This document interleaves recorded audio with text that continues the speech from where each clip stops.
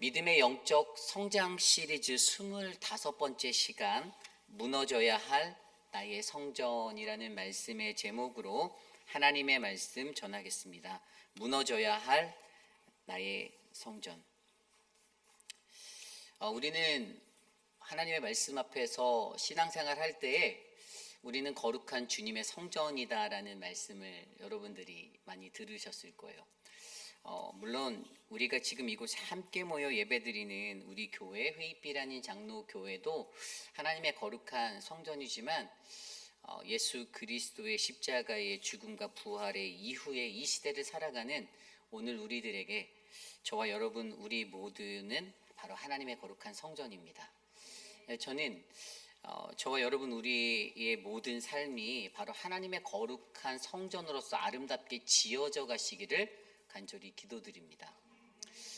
하나님의 거룩한 성전이다라고 말하는 것을 우리가 너무나도 잘 알고 있죠. 사도 바울도 고린도전서 3장 16절에 너희는 너희가 하나님의 성전인 것과 하나님의 성령이 너희 안에 계시는 것을 알지 못하느냐. 누구든지 하나님의 성전을 더럽히면 하나님이 그 사람을 멸하시리라. 하나님의 성전은 거룩하니 너희도 그러하니라. 아멘. 이렇게 말씀하셨습니다. 성령이 우리 안에 계시고 주 예수 그리스도가 저와 여러분 우리 안에 계시다라면 우리는 바로 그분의 그 거룩하심을 닮아 아름다운 성전을 저와 여러분들의 삶을 통해 잘 만들어 가시기를 간절히 소망합니다. 성령이 우리 전이 되어시고 그리스도의 피값으로 우리를 산 몸이 바로 우리에게 주어진 하나님의 거룩한 성전됨을 기억하시며 오늘 이 하루하루를 우리가 힘차게 살아갔으면 좋겠습니다. 그렇다면 우리가 그러한 머리로 너무나도 잘 알고 있는, 하도 많이 들어서 잘 알고 있는 이 하나님의 거룩한 성전인 우리들의 몸, 그런데 문제는 세상을 살다가 그 하나님의 거룩한 성전이어야 한다라는 그곳에 거룩하지 못한 나의 왕자와 나의 성전이 지어져 가고 있음에 우리는 안타까워해야 한다는 것이죠. 수십 년을 살았던 모든 삶의 기준이 나의 인생의 길이 되고 나의 기준이 되고 나의 지침이 되고 내 매뉴얼이 되어서 세상을 살아가는 인생들, 물론 47년의 인생을 살았던 제 삶을 되돌아볼 때도 저에게도 그러한 시간이 너무나도 많이 있었음을 고백합니다. 내가 배운 경험을 나의 것이 자랑이 되고 그것이 바로 다른 사람들이 경험해보지 못한 나만의 스킬이 되어서 자부하며 사역을 하려 했던 적도 있었고요. 그것이 때로는 하나님이라는 그 영광을 가리는 그러한 장애가 될 때도 있었습니다. 그렇다면 오늘 이 시대를 살아가는 우리들에게 내 안에 나로 가득 채워진 이 성전을 무너뜨리기 위해서 오늘 말씀은 과연 우리에게 어떠한 삶의 모습을 요구하는가? 오늘 우리는 말씀을 통해서 무너져야 할 나의 성전에 대해서 두 가지의 말씀으로 바로 우리의 마음의 성전을 거룩하게 하는 그 믿음의 모습을 함께 배워보려 합니다. 오늘 첫 번째로 무너져야 할 나의 성전, 오늘 첫 번째는요, 우리가 가진 편협한 우리의 생각을 무너뜨려야 한다는 것입니다. 우리는 우리가 가진 편협한 우리의 생각을 무너뜨려라. 사람이 가지고 있는 생각은 한도 끝도 없죠. 제가 갖고 있는 생각과 여러분들이 갖고 있는 생각은 다양하고 다릅니다. 그리고 인간은 그 생각의 틀 안에서 움직이고 살아가고 있습니다. 모든 것이 내 생각에, 내가 가지고 있는 사고의 기준에 따라 그렇게 움직이는 것이 될 때가 많이 있죠. 그런데 오늘 말씀은 그러한 우리들을 향하여서 우리 안에 쌓여져 있는 이 세워진 이 성전이 무너져야 하는데 그 무너져야 할 성전의 가장 첫 번째로 우리가 갖고 있는 편협한 우리의 생각을 무너뜨리라고 말합니다. 편협한 사고란 무엇입니까? 이것은 한쪽으로 치우쳐 생각하는 것, 마음이 좁고 너그럽지 못한 모습이 바로 편협한 생각이다라고 정의 내리고 있죠. 이미 한쪽으로 치우쳐져 있는 거예요. 내가 가지고 있는 내 기준으로 말미암아 나에게는 진리가 되어서 움직이는 것이지만 사실은 다른 사람들과 공동체 안에서 함께 살아갈 때, 믿음의 백성으로 살아갈 때 그것이 제대로 워킹되지 않을 때가 훨씬 더 많이 있습니다. 오늘 말씀 41절부터 44절이 그것을 증거하고 있어요. 41절입니다. 예수께서 그들에게 이르시되 사람들이 어찌하여 그리스도를 다윗의 자손이라 하느냐. 42절입니다. 시편에 다윗이 친히 말하였으되 주께서 내 주께 이르시되 43절 내가 내 원수를 내 발등상으로 삼을 때까지 내 우편에 앉았으라 하셨도다 하였느니라. 44절입니다. 그런즉 다윗이 그리스도를 주라 칭하였으니 어찌 그의 자손이 되겠느냐 하시니라. 아멘. 이 시대 유대인들이 가지고 있는 한 가지 사상이 무엇이었습니까? 그리스도는 누구인가? 그리스도에 대해서 뭐라고 말합니까? 사람들이 어찌하여 그리스도를 다윗의 자손이라 하느냐라고 말하고 있어요. 많은 유대인들이 그리스도는 다윗의 자손이야 라는 이 생각 아래 그를 기다리고 있었다라는 것이에요. 메시아를 기다리는데 이 메시아에 관한 정확한 이해가 부족했습니다. 예수 그리스도 그는 누구이십니까? 이 땅에 육신으로 오신 분, 그렇죠? 그 인성을 가지신 분입니다. 그러나 그분은 하나님의 아들로서 오신 신성이 있는 분이에요. 그런데 오늘 이들의 눈에 사로잡혀 있는 기준은요, 유대인들은 그들이 가지고 있는 그 생각 속에서 그리스도는 다윗의 자손이라는 혈통적인 육의 것, 인성에만 집중하고 있었습니다. 신성이라는 부분을 간과하고 무시하고 있었던 거예요. 자신들의 생각과 사고는 그냥 그렇게 만들어졌고 그렇게 빚어져 있었습니다. 그리스도를 그저 다윗의 혈통에서 온 다윗의 자손이다라고만 생각하고 있었던 거예요. 그런데 예수님이 이것을 시편 110편 1절에 나왔던 말씀, 좀 전에 42절에 읽었던 주께서 내 주께 이르시되라는 이 구절을 인용하여, 그런데 다윗이 장차 올 메시아에 대해서 내 주라고 칭하지 아니하였니라는 근거를 통하여서 그분의 신성을 강조하고 있습니다. 너희들이 어리석게 너희가 집중하고 있는 너희의 지식의 한계, 그냥 혈통적으로 생각하는 것, 그것으로 말미암아 너희가 메시아 예수 그리스도가 누구인지 온전히 이해하지 못하고 살아가는 그 안타까움을 예수님께서 그것들을 깨뜨리고자 하셨습니다. 뭐라고 하셨죠? 43절에도 보면 내가 내 원수를 내 발등상으로 삼을 때까지, 이게 뭐죠? 발등상, 휘포포디온이라는 단어는 바로 발을 올려놓는 발판 같은 거예요. 이게 뭐냐면 창세기에서 원죄로 인해서 인류에게 들어왔던 죄의 그 자리가 바로 여자의 자손을 통해서 그 뱀이 그 발꿈치, 아들의 발꿈치에 밟힐 때까지 바로 심판의 자리를 말하는 거거든요.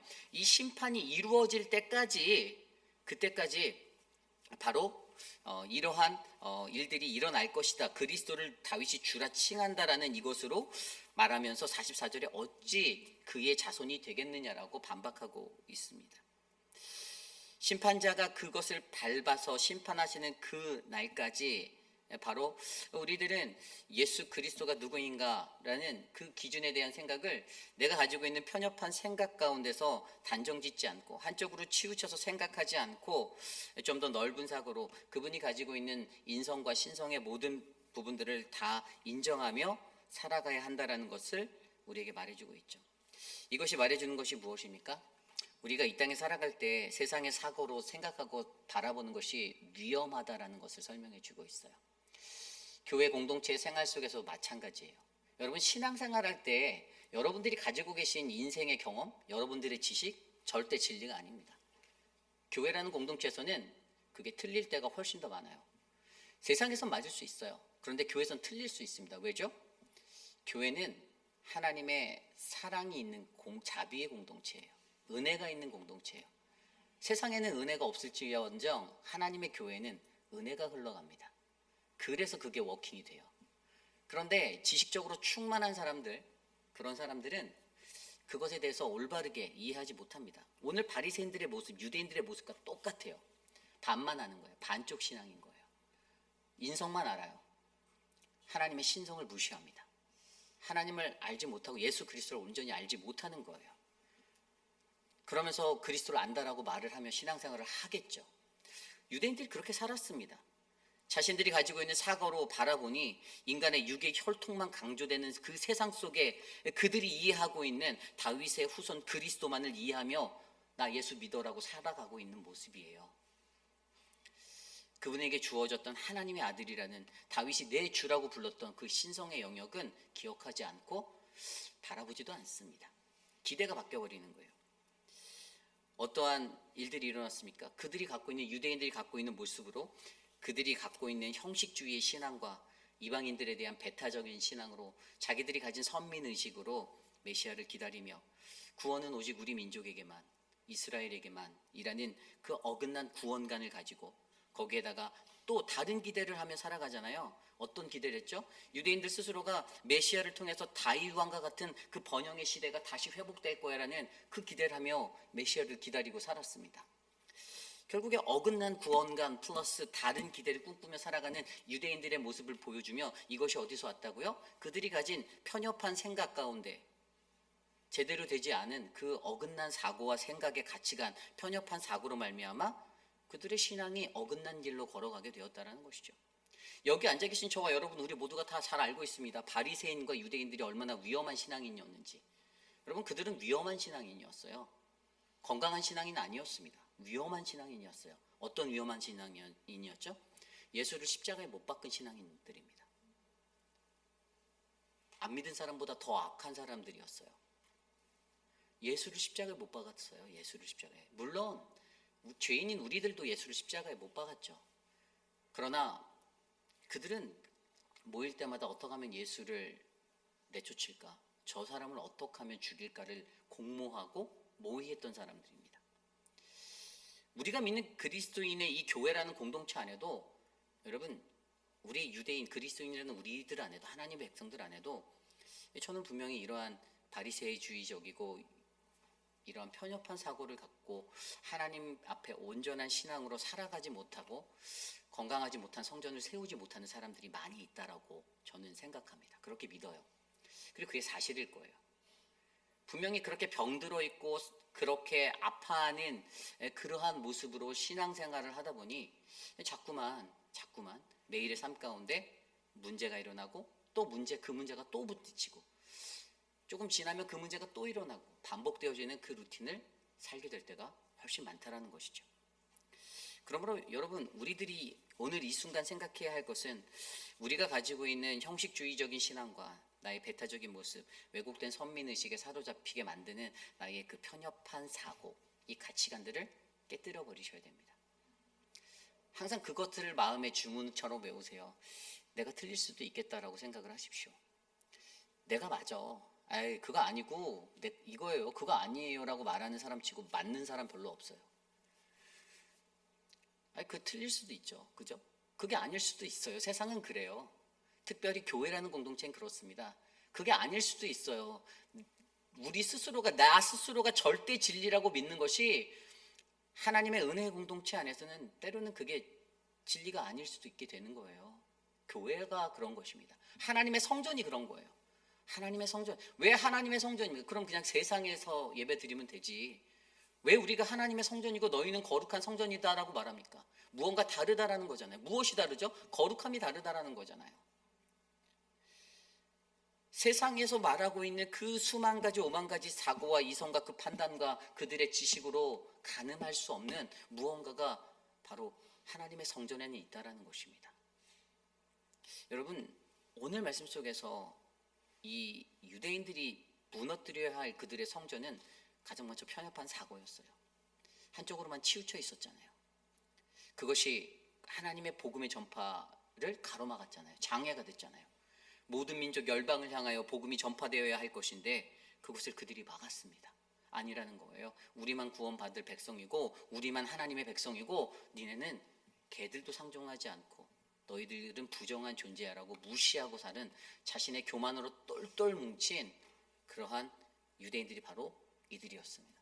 저는 우리 공동체에 이런 편협한 사고에 휩싸여서 나는 정말 하나님이 사랑하는 선민이고 다른 이들은 저주받아 마땅할 저 빵부스러기나 먹어야 할 그 사마리아와 같은 사람들이라고 하는 이러한 관념들이 깨어지는, 그래서 하나님의 복음이 온전하게 전파될 수 있는 능력의 교회가 저는 바로 우리 회의피라는 장로 교회가 되시기를 간절히 축복합니다. 그리고 여러분들이 그러한 성전이 되시기를 원합니다. 여러분들이 70년, 80년, 수십 년을 갈고 닦았던 삶의 어떤 훈련됨을 받은 통해 여러분들의 노하우, 하나님의 구원 앞에서는 아무것도 아닙니다. 하나님이 후 불면 날아갈 것이고 하나님의 손바닥 위에서는 조그맣게 보이지도 않는 무슨 마이크로미터 같은 그런 아주 작은 점에 불과한 것입니다. 그러니 그것들을 자랑하지 마시고 절대 겸손, 하나님의 은혜로 바르게 서시는 안전한 저와 여러분들의 인생이 되시기를 간절히 축복합니다. 오늘 마지막으로 두 번째 말씀, 바로 무너져야 할 나의 성전. 두 번째는요, 우리가 가진 외식의 모습을 끊어내야 한다라는 것입니다. 우리의 성전이 거룩한 하나님의 성전이 되기 위해서 우리는 우리가 가진 외식의 모습을 끊어내야 한다. 오늘 말씀 45절부터 21장 4절까지의 말씀이 그것들에 대해서 말하고 있어요. 여러분, 외식이다라고 말하는 것이 신앙적인 의미에서 어떠한 단어입니까? 이 히포크라시라고 말하는 이 외식이라는 단어. 그런데 이 단어는 진실되지 않은 마음의 상태를 뜻하는 말이에요. 진실되지 않다라는 거예요. 진실성 없다라는 거예요. 가식이라는 거죠. 그래서 오늘 이 외식이라는 단어가 47절 9절에 나와요. 그들은 과부의 가산을 삼키며 외식으로 길게 기도하니, 이때 외식이라는 단어가 나오는데 이 단어가 헬라어로 프로토클라시아, 이 뜻이 뭐냐면 place of honor예요. 영광의 자리인데 어떤 영광의 자리냐면 왕에 의해서 세팅된 영광의 자리. 좀 더 영어 성경에서 이렇게 단어 찾아보면 festival proclaimed by a king이라고 되어 있어요. 왕에 의해서. 누가 왕이죠? 예수가 왕이어야 되는데 나라는 왕이 이것들을 선점해 놓은 자리, 그 영광의 자리를 외식이다라고 하는 거예요. 내가 왕이 돼서 선포한 자리예요. 내가 왕이 돼서 선점한 자리예요. 그 장소예요. 그 플레이스예요. 이것이 바로 가식이라는 자리고 외식이라는 자리라는 거예요. 그러면서 오늘 말씀은요, 무엇에 대해서 얘기하냐면요, 이 서기관들의 외식에 대해서 얘기를 하고 있어요. 근데 이 서기관들이 어떻게 한다라고 얘기했냐면 46절에 보면 긴 옷을 입고 다니는 것을 원하고, 시장에서 문안받는 것과, 또 세 번째로 회당의 높은 자리와 잔치 윗자리를 좋아하는 서기관들이라고 말합니다. 이 긴 옷을 입고 다닌다라는 것은 그 당시 긴 옷은 지위를 나타내는 거죠. 높은 지위를 갖고 있음을 나타내는 거예요. 긴 옷을 입은 것만을 보아도 저 사람 높은 사람이겠거니 했던 거예요. 그리고 시장에서 문안받는 것, 인사받기 원하는 거예요. 문안을 하는 게 아니라 인사 왜 안 해? 인사해. 이렇게 다니는 거예요. 자기가 높은 존재라는 것을 인식하면서 살아가는 인생이죠. 그리고 세 번째는 회당의 높은 자리와 잔치에서 윗자리 좋아하는 사람, 상석을 좋아하는 사람이 되는 거죠. 당연히 그 자리는 내 거야. 나 이런 사람이야 라고 살아가는 그 사람들, 그것에 대해서 서기관들의 모습을 비교해주면 나타내주고 있어요. 그런데 오늘 말씀 속에서는 두 가지 예를 더 정확하게 디테일하게 들어주며 그들이 가지고 있는 이 위선적인 외식의 행위들에 대해서 보여주는데, 첫 번째가 뭐냐 하면 아까 읽었던 47절에 그들은 과부의 가산을 삼키고 외식으로 길게 기도하니 그들이 더 엄중한 심판을 받을 것이다. 기도를 할 때 어떻게 한대요? 길게 한다고 말합니다. 길게 한다고. 유대인들 구약 성경에 나와 있는 이 외식한 자들의 모습의 한 가지가 이 기도를 길게 하는 사람. 그런데 유대인들은요, 그 당시 길게 기도하는 것, 이것이 되게 좋은 신앙이다라는 그 사고를 갖고 살았어요. 무조건 길게 기도하면 이들이 예배를 드릴 때 기도할 때 서서 기도하는데 몇 시간씩 기도를 하고 하늘을 향해 그렇게 두 팔 벌려 주여 주여 하면서 기도했다라고 하는데, 그런데 그들의 마음속에서는 이미 길게 기도해야만 하나님께서 보시기에 가장 좋은 신앙인 이러한 사고가 깔려 있었다라는 거죠. 이게 외식이라는 거예요. 그들이 가졌던 외식이라는 거예요. 그래서 서로 모이면 서로 누가 오래 견디나, 그러다 보니까 어떻게 되죠? 제사장들이 퇴근을 못해요. 집에 못 가요. 서로 길게 기도하고 있으니 제사장들이 문 닫고 가야 되는데 문도 못 닫고 길게 서로 기도하고 있는 거예요. 이것을 외식이다라고 지적하고 있었습니다. 기도를 통해서 그들이 갖고 있었던 신앙에서 왜곡되어지게 만들어졌던 기도의 자리를 드러내주고 있었죠. 두 번째 잘못된 자리가 뭐냐면요, 헌금의 자리였어요. 21장 1절에서 4절까지의 말씀에서 우리가 잘 알고 있는 과부가 헌금하였던 두렛돈의 헌금, 그리고 부자가 헌금하며 헌금을 넣었던 것, 당연히 액수적으로는 부자가 훨씬 많이 넣었겠죠. 이렇게 떵떵거리는 사람들이 큰 액수를 헌금하니 있는 사람들은요, 아쉬운 게 없어요. 아쉬운 게 없는 인생이죠. 그들은 자기가 갖고 있는 것으로 충분히 살 수 있으니 죄송하지만 가난하고 어려운 사람들의 삶의 형편을 이해하지 못하고 알 필요도 없는 존재로 살아가는 아주 이기적인 사람들입니다. 상대방의 가난함과 그들의 경제적인 어려움들이 내 삶에서는 나는 부자고 나는 다 있는데 단 한 번도 자신들이 그것들을 이해할 수 없죠. 그리고 오히려 가난한 사람들이 발버둥치며 그렇게 하는 것이 못마땅하게 여겨질 뿐이에요. 그런데 오늘 말씀 속에서 그들이 헌금한 그것을 가지고 예수님께서 뭐라고 말씀하셨습니까? 3절에 보면 이르시되 내가 참으로 너희에게 말하노니 이 가난한 과부가 다른 모든 사람보다 많이 넣었도다. 그렇게 말씀하세요. 그러고 뭐라고 말하냐면 4절에 저들은 그 풍족한 중에서 헌금을 넣었거니와 이 과부는 그 가난한 중에서 자기가 가지고 있는 생활비 전부를 넣었다라고 말합니다. 여기서 한 가지 진리를 우리는 발견할 수 있습니다. 여러분, 헌금 생활하고 신앙 생활할 때 무엇이 중요하냐면요, 최고가 아니라 최선으로 임하는 것이 중요하다는 것이에요. 최고가 되려고 신앙 생활하는 사람들은 가짜입니다. 사꾼이에요. 하나님이 그런 사람은 절대 쓰지 않습니다. 사꾼입니다. 최고가 되기 위해서 자부심 가지고 뭐 자기에 대해서 높은 마음을 갖고 살아가는 거 정말 좋죠. 그런데 하나님은 그 마음 절대 원하지 않으세요. 신앙생활은 최고가 되기 위해서 하는 게 아니라 신앙생활은 최선으로 하는 것입니다. 과부는 오늘 최선으로 하나님 앞에 나아갔어요. 부자는 헌금하면서 내가 최고야, 내가 제일 많이 냈어라는 마음으로 하나님 앞에 동냥하듯이 그거 던졌을 거예요. 그러나 이 가난한 여인, 이 과부는요, 없는 형편에 없는 살림에 자신이 가진 가산의 생활비 전부를 넣었다. 최선으로 하나님 앞에 나아간 거예요. 하나님께 가장 먼저. 헌금 생활할 때 여러분들 어떻게 하십니까? 11조를 가장 먼저 떼십니까? 아니면 후불제로 11조를 떼십니까? 11조에 대한 이야기들을 좀 짚어드리면 여러분, 온전한 11조는요, 생활의 11조도 아닙니다.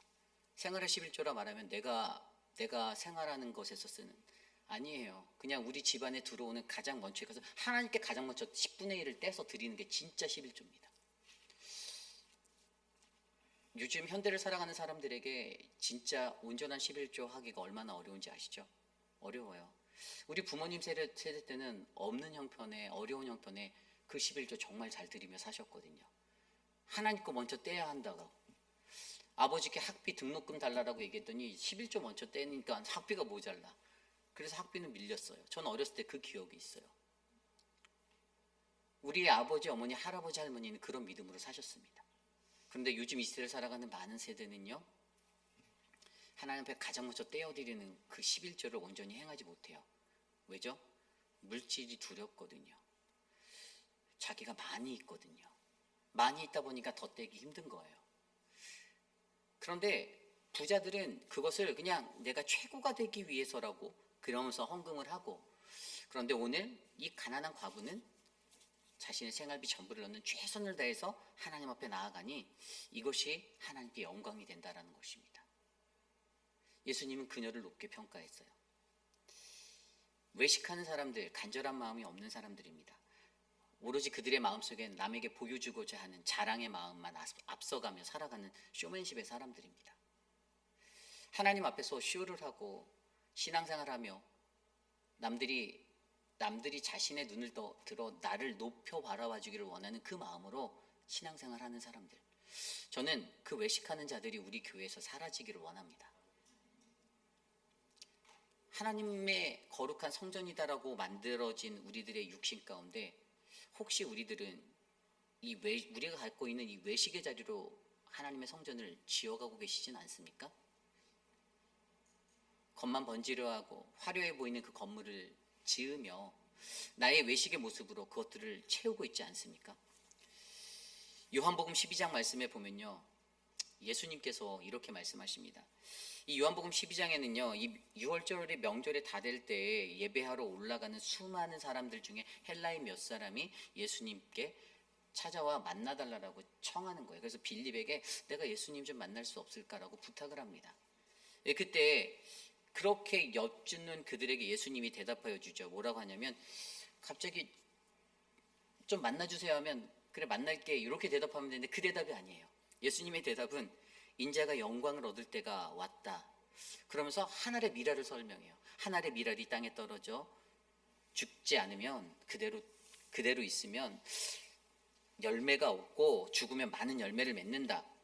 자기의 또 생명에 관한 얘기를 하죠. 자기의 생명을 사랑하는 사람은 잃을 것이고 자기의 생명을 미워하고 하는 사람은 영원히 살게 될 것이다라는 그 의미심장한 말씀을 나누면서 지금 내 마음이 너무 괴로워라고 예수님이 표현하십니다.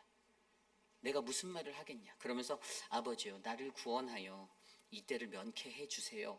내가 이것을 위해, 이 때를 위해 여기에 왔습니다 라고 말하면서 마지막 28절에 아버지요, 아버지의 이름을 영광스럽게 하옵소서라고 예수님이 그것에 대한 응답으로 마무리를 합니다. 무엇이 보이시나요? 예수님은 하나님의 영광을 위하여 사셨습니다. 자기의 영광을 위하여 살지 않았어요.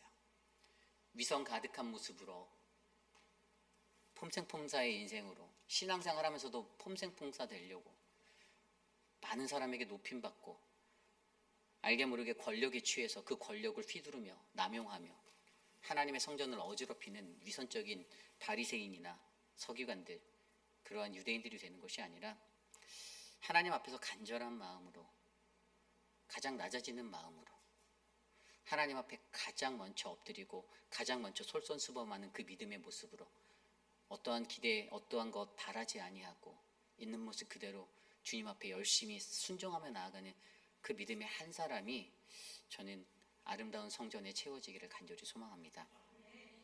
이제 말씀을 정리해 보려 합니다. 우리들의 이 외식의 행동들, 그것은 저는 이렇게 생각합니다. 외형적인 태도와 내면적인 태도 사이에 그 모순이 일어나기 때문에 이런 일들이 일어난다라고 봐요. 아나니아와 삽비라 사도행전 5장에 나온 그 이야기가 그것의 가장 주된 이야기였어요. 하나님은 모를 거라는 거죠. 그런데 하나님의 영광을 가리웠습니다. 자신이 하나님 앞에 온전한 11조를 드리지 않고 순경으로 말미암아 그들은 뭐죠? 사람들이 외적으로 바라보는 것에 다 구제하니까 나도 그거 한다라고, 내가 내 가산을 팔아 교회에 바치겠습니다, 주께 드리겠습니다 하고 아마 동네방네 자기 일가 친척에게 주변 사람들에게 다 말하면서 소문냈을 거예요. 야, 꼭 얘기해라, 나 이거 다 팔아서 낸다. 제사장한테 찾아가서도 제가 이거 하겠습니다 이랬을 거예요. 그런데 어쨌죠? 숨겼잖아요. 온전하지 않았잖아요. 왜죠? 외형적인 태도와 내면적인 태도 사이에 모순이 일어나는 인생이었던 거예요. 거짓말이죠. 가식이죠. 가면 쓰고 살아간 거죠. 결국에 그랬더니 어떻게 했습니까? 하나님의 천벌이 임했죠. 네. 그들의 생명이 거기서 멈췄습니다. 죽게 되었어요. 여러분, 저는 말씀을 준비하면서 저의 47년의 인생을 살아가며 제 스스로가 지어온 저의 성전을 바라보았습니다. 과연 나는 어떤 성전을 하나님 앞에 지으며 지금까지 달려왔을까? 나는 하나님의 성전을 어떻게 짓고 있지? 때로는 여러 가지 어려움의 문제들도 있었어요.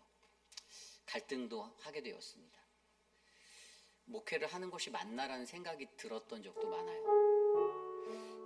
제 목회를 하면서 어떤 성도들과의 불화가 생기고 어려움이 있을 때마다 하나님 앞에 하나님 왜 나는 왜 저 사람들과 이렇게 갈등을 겪어야 하죠? 라고 하나님 앞에 얘기한 적도 있어요. 그냥 내가 평신도로 살았다라면 내가 하고 싶은 것대로 내가 누리고 그냥 내 생긴 모습대로 막 살아갔을 텐데 하나님이 저한테 이 목회자라는 굉장히 무거운 짐을 저한테 얹어주셨는데 사실 이것 때문에 참아야 되고 눌러야 되는 게 너무 많은 거예요.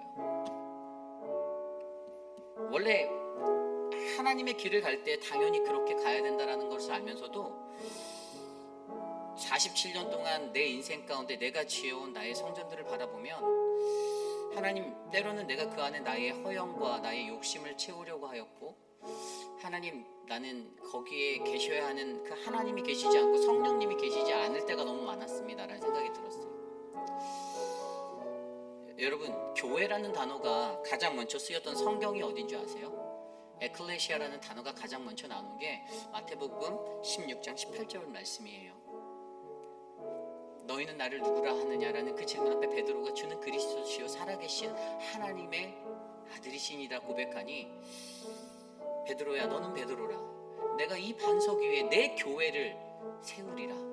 에클레시아를 거기에 세우겠다고 말씀하셨어요. 이게 교회라는 에클레시아라는 단어의 첫 번째 탄생의 자리예요. 어디 위에요? 예수 그리스도라는 믿음의 반석 위에 하나님의 성전이 지어진다는 그 은혜가 진정한 교회가 된다라고 설명하고 있습니다. 삶의 외형적인 것, 내가 바라는 것, 내가 원하는 것, 나의 편협한 사고로 지어진 나의 성전이 아니고 간절함이 없이 외식하는 쇼맨십에 그냥 보여주기 위하고 사람들에게 잘 보이고 사람들의 시선이 하나님보다 더 크게 느껴져서 살아가는 그렇게 지어지는 그 성전이 아니라, 그 외식으로 지어진 성전이 아니라 오직 우리에게 살아계신 하나님 그리스도, 하나님의 아들 되시는 예수 그리스도의 반석 위에 세워져가는 거룩한 성전이 저는 오늘 저와 여러분 우리들의 삶 가운데 지어져 가기를 간절히 소망합니다. 우리 각자가 가지고 있는 무너져야 할 성전, 그것들을 주목해 보시고 무너뜨리시기 바랍니다. 철저하게 무너뜨리시기 바랍니다. 다시 지으세요.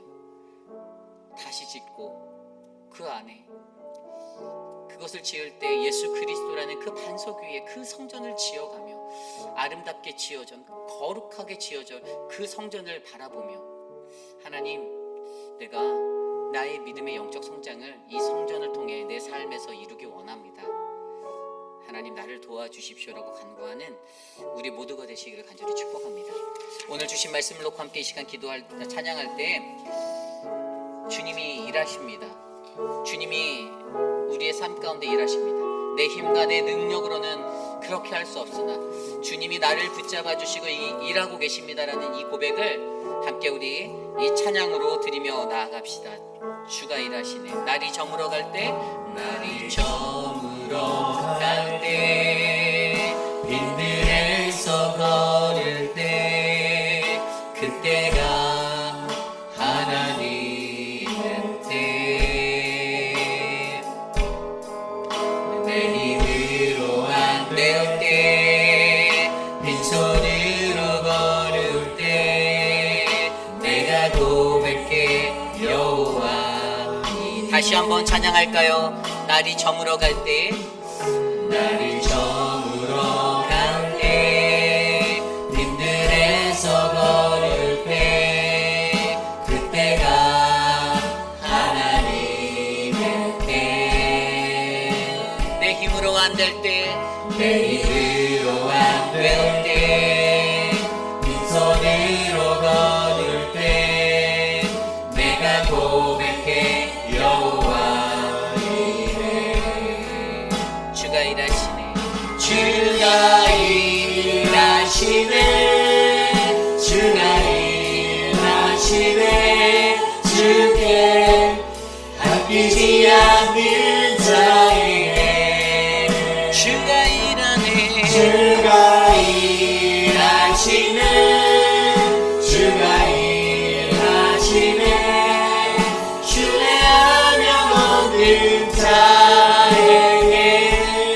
우리 모인 이곳에 주님 함께 계시네. 우리 모인 이곳에 주님 함께 계시네. 오늘 주님이 이곳에 함께 계십니다.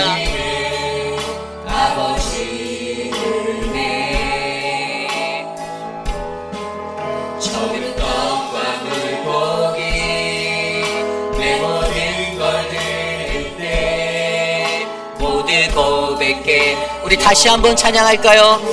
우리 모인 이곳에 주님 함께 계시네. 우리 모인 이곳에 주님 함께 계시네.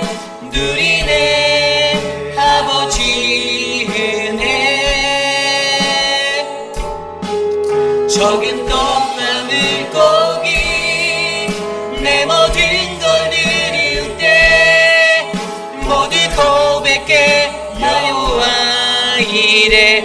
주가 일하시네. 주가 일하시네. 주가 일하시네. 주께 아끼지 않는 자에게 주가 일하시네. 주가 일하시네. 신뢰하며 걷는 주가 일하시네. 주가 일하시네. 주님이 일하시네. 주께 맡기지 않는 자에게 주가 일하시네. 주가 일하시네. 신뢰하며 걷는 자에게 주가 일하네. 예. 주가 일하시네. 주가 일하시네. 주께 맡기지 않는 자에게 주가 일하시네. 주가 일하시네. 신뢰하며 걷는 이에게 우리 마지막으로 고백합니다. 주가 일하네. 주가 일하네. 우리 두 손 높이 들고 찬양합시다. 주가 일하시네. 주께 맡기지 않는 자에게 주가 일하시네. 주가 일하시네. 신뢰하며 걷는 자에게 신뢰하며 걷는 자에게 신뢰하며 걷는 자에게 오늘 주신 말씀을 놓고 함께 기도하기 원합니다. 우리들의 인생 속에 과연 우리는 나의 인생을 살아가며 어떠한 성전을 지으며 살아가고 계셨습니까? 우리가 가진 편협한 생각을 무너뜨리시길 바랍니다. 우리가 가진 외식의 모습을 끊어내시기를 바랍니다. 하나님이 원하시는 거룩한 성전이 저와 여러분 우리 안에 우리의 마음속에 이곳에 임하기를 간절히 소망합니다. 이 시간 그러한 마음으로 오늘 주신 말씀을 놓고 함께 합심하여 기도드리겠습니다. 하나님, 하나님의 교회를, 거룩한 교회를, 그 에클레시아를 그리스도라는 예수 그리스도라는 반석 위에 짓기를 원합니다. 하나님, 우리가 가졌던 하나님 여전히 내가 고집하고 내가 주장하는 것, 내가 붙잡고 살아가는 그리스도가 아닌 내가 세상에서 붙잡는 나의 삶의 기준과 나의 지식과 나의 모든 것들, 하나님 그것들을 말미암아 하나님의 성전을 강도의 속을 더러워진 성전으로 만들지 않게 하여 주시고, 하나님 살아계신 예수 그리스도 그 은혜의 하나님, 그 사랑의 주님이 우리의 심령 가운데 계셔 하나님 우리가 거룩한 하나님의 성전으로 지어져 가도록 하나님 인도하여 주시옵소서. 너희 몸은 너희가 하나님께로부터 받은 바 너희 가운데 계신 성전인 줄을 너희가 알지 못하나 너희는 너희 자신의 것이 아니라 값으로 산 것이 되었으니 그런즉 너희 몸을 하나님께 영광으로 돌리라. 하나님 우리를 주님의 영광으로 받아주시고 하나님 그 거룩한 성전이 이곳에 지어지도록 주님의 은혜를 베풀어 주시옵소서. 하나님 도와주시옵소서. 위선으로 살지 않게 하여 주시옵소서. 가식으로 살지 않게 하여 주시옵소서. 주님 도와주시옵소서. 우리 시간에 기도할 때에 우리 교회를 위해서 함께 기도하기 원합니다. 하나님의 말씀으로 충만한 교회가 되기를 간구합니다. 매 순간마다 오늘 내게 주시는 하나님의 말씀이 무엇일지 갈급한 심령으로 성전에 모이고 하나님을 만나기 위해 나아가는 우리들이 되기를 원합니다.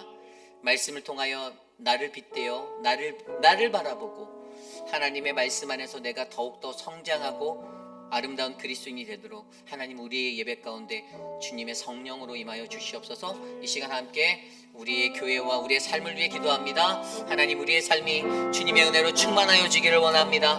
믿음의 거룩한 교회가 하나님의 말씀으로 충만한 제단이 되기를 원합니다.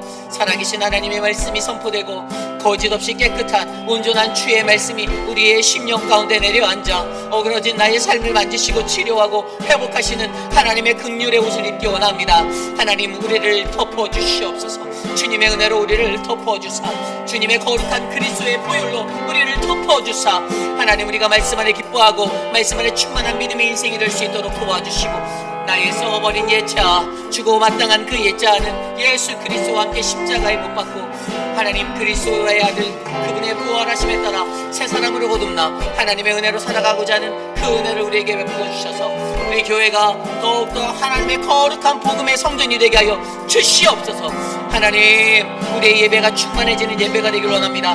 회의필 지역 가운데 하나님의 말씀에 갈급한 자들을 하나님 이곳에 불러 모아 주시고, 하나님 아직도 주님을 알지 못하는 자들에게 온전한 하나님의 복음을 들고 그 복음을 증거할 수 있는 믿음의 재단으로 이 교회를 세워주시고, 베드로와 같은 반석이 하나님 이곳에 되게 하셔서 하나님 세상을 깨우고 이 민족을 일깨우는 하나님 아름다운 교회, 거룩한 성전, 주님의 교회 되도록 도와주시옵소서. 하나님 우리의 예배를 주께 올려드리오니 주님 일하여 주시고 주님 역사하여 주시옵소서. 하나님 도와주시옵소서. 주님, 우리 시간에 기도할 때 교회 리더십들을 위하여 함께 기도합니다. 우리 교회 6분의 시무 장로님들을 위해서 기도해 주시기를 부탁드립니다. 김민준 장로님, 김춘호 장로님, 오재근 장로님, 또 이태호 장로님, 또 마이크 밀러 장로님, 이재영 장로님을 통해서 하나님의 은혜가 충만한 제단이 되게 하여 주시고, 하나님 이 제단에 하나님의 능력이, 주님의 성령이 올바르게 나타나 세상 가운데 여전히 복음을 듣지 못한 자들에게 아름다운 주의 복음을 들고 전할 수 있는 교회로 우리를 세워 주시옵소서. 이 시간 우리 6분의 시무 장로님을 위해 함께 합심하여 기도합니다. 하나님, 사랑하는 우리 장로님들, 우리 이재영 장로님, 김민준 장로님, 김춘호 장로님, 마이크 밀러 장로님, 이태호 장로님, 주님 축복하여 주시고 저들을 통해 건강하고 아름다운 교회가 이 땅 위에 세워지기를 소망하오니, 하나님 믿음의 일꾼들로, 하나님의 청지기들로 하나님 붙잡아 주시고 좌로나 우로나 치우치지 않고 날마다 겸손하여 하나님의 말씀에 그 마음밭을 충만히 하여 주님의 뜻을 분별하여 올바르게 이 건강한 교회를 세워나갈 수 있도록 하나님 능력이 되어주시고 힘이 되어주시고 저들의 건강과 저들의 영적 충만함을 붙잡아 주셔서 하나님의 사역에 하나님 나라가 확장되며 귀하게 쓰임받도록 우리 6분의 시무 장로님들을 축복하여 주시고 저들의 가정을 은혜의 가정으로, 은혜의 재단으로 삼아 주시옵소서. 주님 도와주시옵소서. 그리하여 믿음의 교회가 더욱더 강성하여지고 하나님의 말씀이 흥왕하며 주님의 복음이 넘쳐나는 아름다운 성전이 되게 도와주시옵소서. 주님 인도하여 주시옵소서. 우리 시간에 기도할 때 우리 교회 자녀들을 위해 기도하기 원합니다. 이 시간 특별히 교육부를 위해서 기도할 때 하나님, 우리의 자녀들이 하나님의 말씀 안에서 바르게 자라나고 하나님 귀한 하나님의 말씀의 양식을 바르게 가르침받아 하나님 사랑 안에서 주님 세워져가는 믿음의 자녀들이 되게 해달라고 우리 유스 아이들과 우리 키즈처치 아이들, 그리고 하나님 이 교육부를 위해 쓰고 있는 사역자들을 위해서 이 시간 함께 기도합니다. 하나님 도와주시고 하나님의 은혜가 충만한 교육부가 되게 하여 주시옵소서. 하나님의 사랑으로 주님의 말씀을 가르치고 아이들을 양육하고 그들에게 하나님 나라와 하나님 복음의 비밀을 가르칠 수 있는 은혜로운 재단이 바로 우리의 교육부가 되기를 소망합니다. 하나님 유스를 맡고 있는 암스트롱에게 주의 지혜를 허락하시고 하나님 우리 아이들을 대할 때 사랑으로 충만하게 하셔서 우리 아이들이 이 땅에서 하나님 나라를 꿈꾸고 하나님의 꿈을 받는 은혜의 자녀들이 되게 하여 주십시오. 기즈처치를 가르치는 유정훈 전도사와 하나님 선생님들, 그리고 모든 이들에게 함께 하셔서 우리 사랑하는 주의 자녀들이 하나님의 말씀 안에서 사랑을 받고 은혜를 경험하고 하나님 앞에 나아가는 법을 배울 수 있도록 주님 도와주시옵소서. 주님을 나의 구주 나의 하나님을 고백할 수 있는 우리의 자녀들이 되도록 우리의 자녀들을 만져 주시옵소서. 주의 성령을 부어 주시옵소서. 주님 인내를 베풀어 주시옵소서. 주님의 사랑으로 충만하게 하여 주시옵소서. 인도하여 주시옵소서. 우리 시간에 함께 기도할 때 육신의 연약함 가운데 계신 분들을 위해서 기도합니다. 특별히 우리 내일은 우리 박문자 집사님이 줄기세포 치료를 받으시는 수술하는 날입니다. 듀크에서 있을 그 자리에 우리 박종순 집사님이 같이 동행하시면서 다녀오실 텐데 아마 줄기세포 치료 후에는 한 2달 정도 또 회복의 기간을 가져야 해서 교회에 출석하지 못하실 예정입니다.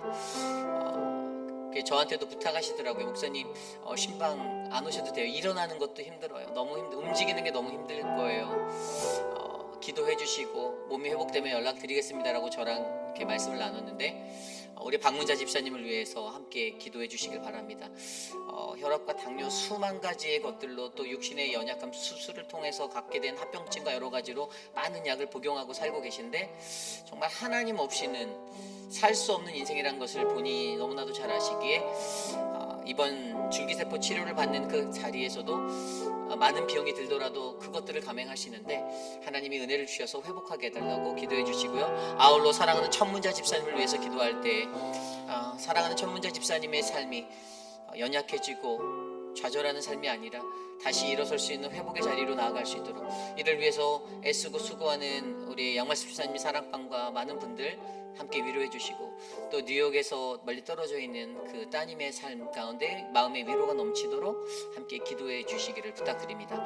또한 아울러 우리가 계속해서 기도할 때 우리 또 한영숙 집사님을 위해서 기도해 주시기를 부탁드립니다.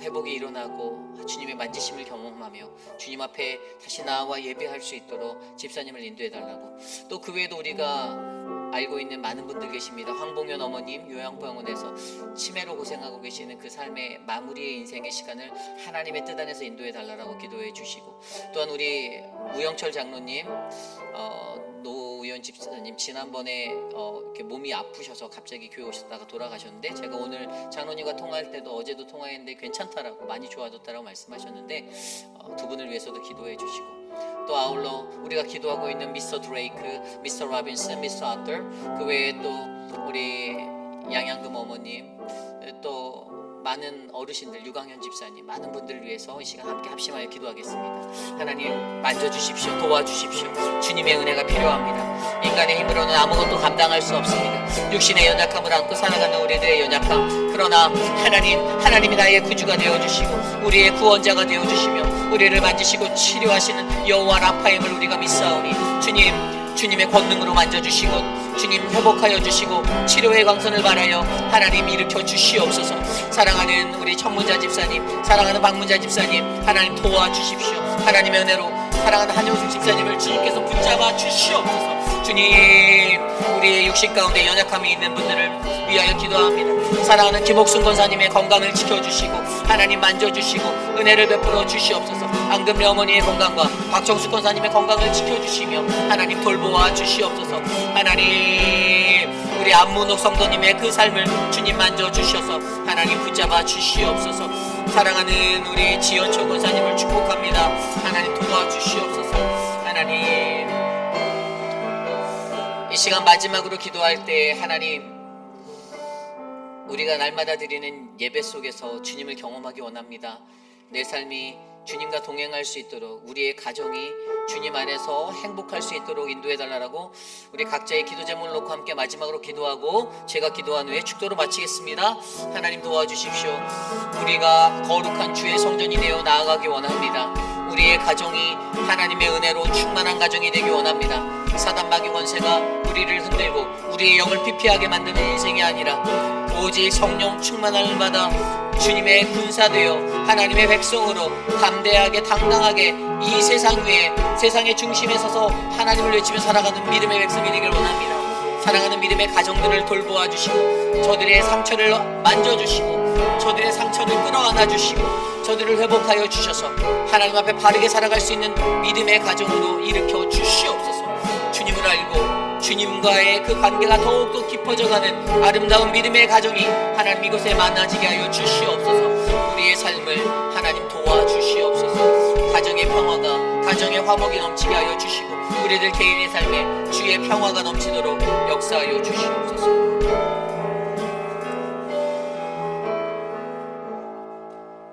참으로 존귀하신 하나님, 주님의 은혜에 감사드립니다. 하나님, 오랜 시간을 세상 가운데 태어나 살았다 하더라도 하나님, 여전히 나는 나의 것들로 지어놓은 나의 성전 안에서 나의 신앙, 나의 삶, 나의 신앙을 고집하며 살고 있지 않은지 점검해 보기를 간절히 소망합니다. 하나님, 분명히 우리들의 삶 속에서는 무너져야 할 나의 성전이 있는데 하나님, 교만으로 똘똘 뭉쳐있고 편협한 사고와 외식으로 가득 찬 그 성전이 하나님을, 그 영광을 가리우는 그러한 장애가 되지 않도록 하나님, 모든 악한 것들은 불살라 태워주시고 주님의 거룩함으로 그 성전을 새롭게 다시 지어 주시옵소서. 사랑의 하나님, 사랑하는 믿음의 성도들 한 분 한 분 기억하여 주시고 육신의 연약함 가운데 놓이신 분들을 만져주시며 사랑하는 박문자 집사님의 모든 치료의 과정이 잘 진행되도록, 또한 육신의 연약함 가운데 계신 많은 분들이 하나님 인생의 그 어려운 자리를 잘 지나가 하나님의 은혜 가운데 감사할 수 있도록 은혜 베풀어 주시옵소서. 사랑하는 믿음의 공동체가 하나님의 말씀으로 충만한 제단이 되기를 원합니다. 세상보다 하나님 더욱더 귀하고 값지게 쓰임받는 하나님 그러한 복음의 재단으로 우리 회의빛 한인 장로교회를 인도하여 주옵소서. 지금은 우리 구주 예수 그리스도의 무한하신 은혜와 그 크신 하나님의 사랑하심과 성령 하나님의 감화감동 교통하심의 역사가 오늘 이 시대를 살아가는 우리들에게 내 안에 여전히 부패하여 무너지기 일보 직전인 그 성전을 바라보시며 안타까워하시는 주 예수 그리스도의 눈물을 바라보며 하나님 내가 이 성전을 무너뜨리고 다시 이 터전 위에 반석되신 예수 그리스도의 터전 위에 거룩한 주의 성전을 짓기 원합니다라고 고백하는 사랑하는 회의빛 한인 장로교의 모든 성도님들 머리머리 위에 저들의 자녀와 가정과 삶의 터전 위에 지금으로부터 영원토록 함께 하시기를 간절히 축복하옵나이다. 아멘.